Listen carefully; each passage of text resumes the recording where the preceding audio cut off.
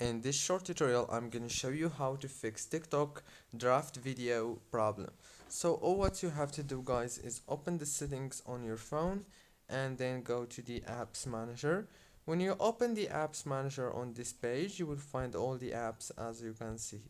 So all what you want to do is scroll until you find TikTok and click on it. When you click on it, now you have to go into the notifications management.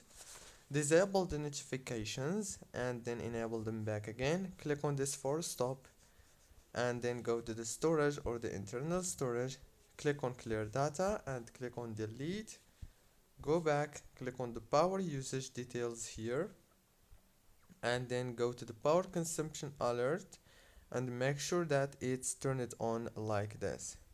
After that, you have now to restart your phone and that's it. You can now try to post the draft video and that's it. Don't forget to like, subscribe.